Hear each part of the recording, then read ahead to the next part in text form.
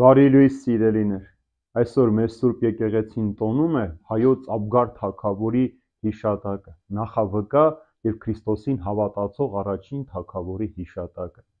Աբգար թագավորը պատգամավորներ ուղարկել Եդեսիայից դեպի Հռոմ։ Նրա պատգամավորները Հռոմից վերադառնալով գալիս են Պաղեստինով և լսում են Հիսուս հրաշագործությունների կատարած բժշկությունների մասին և գալիս ու պատմում են Աբգար թագավորին։ Աբգար թագավորը մաշկային հիվանդություն ուներ։ Այս ամենը լսելուց հետո հավատում է, որ միայն այդ մեկը, ով այդ հրաշքները գործում է, կարող էր Աստված լինել կամ ինքը Աստծո որդին, եւ նամակ է գրում Հիսուս Քրիստոսին եւ իր падգամաբերների հետ ուղարկում Հիսուսի մոտ։ Նրանք փնտրում գտնում են Հիսուսին, փոխացում են նամակը, երբ Հիսուս կարդում է նամակն, ասում է. «Երանի նրան, ով կհավատա ինձ առանց տեսնելու, որովհետեւ գրված է, ասում է, մասին ինձ տեսնողները չհավատացին, բայց նրանք, ովքեր ինձ չտեսան, հավատացին եւ կապրեն հավիտյան»։ Եվ պատասխան նամակում Հիսուս խոսում է, որ ինքը չի կարող գալ, բայց համբարձումից հետո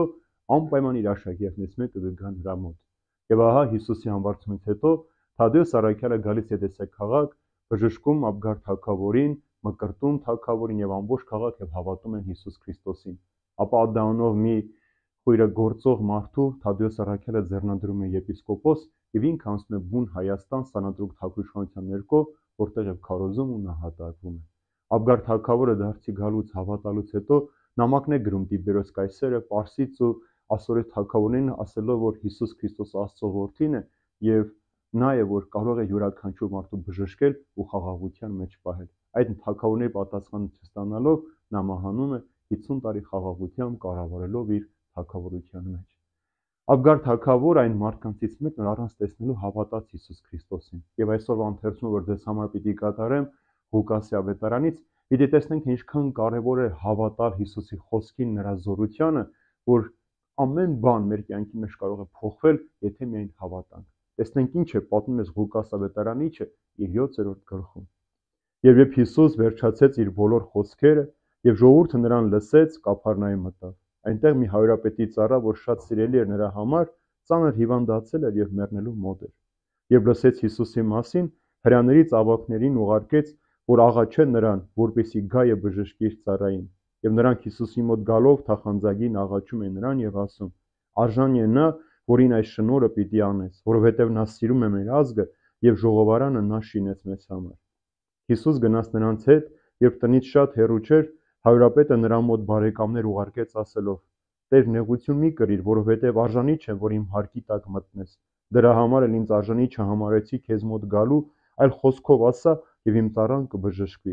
որովհետեւ ինքս էլ իշխանության ենթակա մարդ եմ, իմ ձեռքի տակ զինվորներ ունեմ, սրան ասում եմ գնա եւ գնում է, իսկ մյուսին թե արի եւ գալիս է, եւ իմ ծառային թե արա այս բանը եւ նա անում է»։ Եվ երբ Հիսուս լսեց, զարմացավ, դարձավ ժողովրդին, որ հետևում էր իրեն եւ ասաց. «Ճշմարիտ եմ ասում ձեզ, որ Իսրայելի մեջ անգամ այսչափ հավատ չգտա»։ Պատգամավորները տուն վերադարձան եւ հիվանդ ծառային գտան բժշկված։ Ինչպիսի հավատ պետք է մարդ ունենա, որ մարդ ուղարկի Հիսուսի մոտ եւ ասի. «Միայն ասա եւ իմ ծառան կբժշկվի»։ Ինչքան հավատ պետք է մարդ ունենա Հիսուսի հանդեպ, որ հավատա, որ Հիսուս միայն ասի եւ կբժշկվի։ Շատ հաճախ մեր կյանքում մոռանում ենք, որ աղոթքը ամենակարևոր տեղ ունի մարդու կյանքի մեջ։ Աղոթն է, որ կարող է փոխել մարդու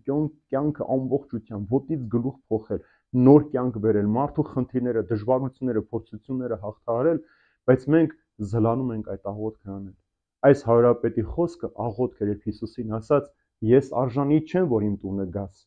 դու միայն ասա եւ կլինի»։ Ինչքան տեսեք մարդը վստահություն Հիսուսի հանդեպ, ինքը հարուրապետ լինելով, գեներալի աստիճան ունենալով, զինվորական լինելով, պաշտոնյա լինելով, իրանց արժանի չհամարեց, խոնարհեցրեց եւ Հիսուս նրան գովաբանեց ու բարձրացրեց, ասելով, որ ամբողջ Իսրայելի մեջ այսպիսի հավատ չգտա։ Հավատքը կարևոր գործոն է մարդու կյանքի մեջ, սիրելիներ։ Եթե առանց հավատքի ենք աղոթում փորձելու համար, երբեք պատասխան չպիտի ստանանք։ Եթե մենք բոլոր միջոցներին դիմել ենք եւ վերջում ասում ենք՝ մի հատ էլ աղոթենք, տեսնենք Աստված ինչպես կպատասխանի կամ կլինի թե չի լինի, երբեք այդ աղոթքի պատասխանը չենք ստանալու։ Աստծուն չի կարելի փորձելով աղոթել, Աստծուն չի կարելի ակնկալիքով աղոթել, այլ Աստծուն պետք է աղոթել վստահությամբ, որովհետեւ Հիսուս միայն այդ վստահությամբ արված աղոթն է, որ կատարում է եւ մարդու խնդրանքը ի կատար է ածվում։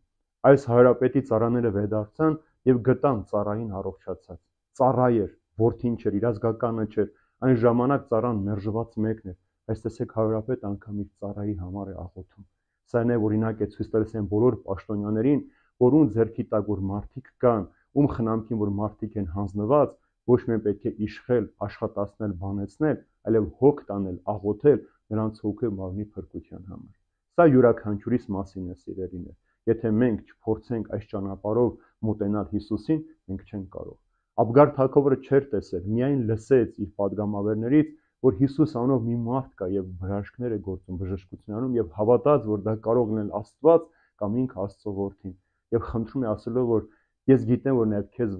վտանգ է սպառնում, արի իմ թագավորության մեջ, բժշկիր ինձ եւ երկուսիս համար էլ տեղ կլինի, որ ապրենք։ Եթե մենք էլ այսպես Հիսուսին դիմենք, ասենք, որ Տեր, գիտենք, որ մենք տկար ենք, անկատար ենք, թերի ենք, պակասավոր ենք, խնդրում ենք, արի բնակվի մեր մեջ եւ մենք երջանիկ կլինենք, հավատացեք Հիսուսը նույն խոսքերը մեզ պիտի ասի։ Երանի այն մարդուն, ով ինձ չի տեսել, բայց հավատում է եւ պիտի նաեւ ասի, այսպիսի հավատ չգտա երկրի վրա։ Եթե ուզում ենք այս վստահությամբ, ուրեմն ժամանակ մի կորցեք։ Խնդրեք թող Հիսուս գա եւ բնակվի ձեր մեջ, սիրելիներ։